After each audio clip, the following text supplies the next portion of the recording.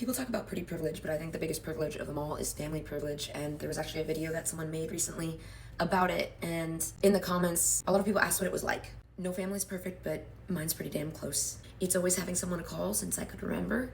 It's healthy attention. It's that wholesome attention that I don't think people talk enough about, right? Male, female validation doesn't matter as much when you know that you can call your dad, when you know that you could call your mom. I'm straight, so I date men, but if I have a breakup, I could call my dad, no problem. I don't feel like there's something missing.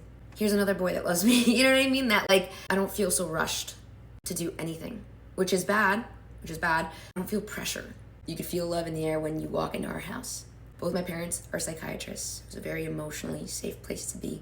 You know, I've got a mom that loves me, a dad that loves me, 2 sisters that love me, a brother that loves me, cousins that love me.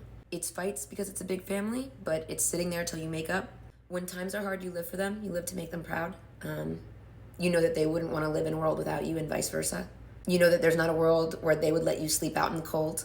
It's knowing that right or wrong, it's you and 5 people against the world. My confidence is really high because they made it so. They're very unique. So they told us that it was fine for us to be like who we were, and we believed it. It's knowing that all you need is family and everybody else is extra. So if you get bullied, some loser doesn't like you, who cares, come home. It's really painful when they're in pain.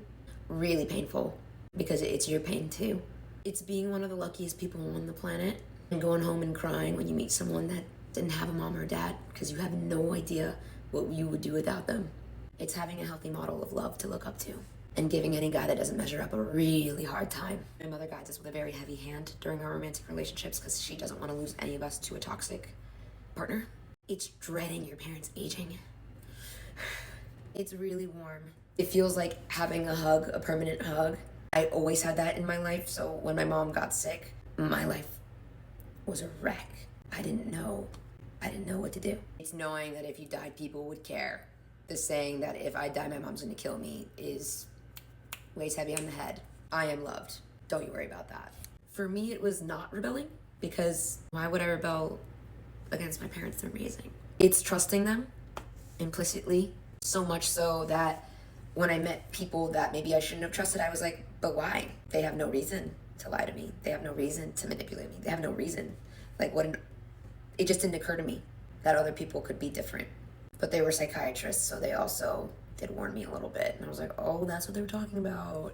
It's having 5 people pray for you, 5 sets of eyes, ward off bad spirits.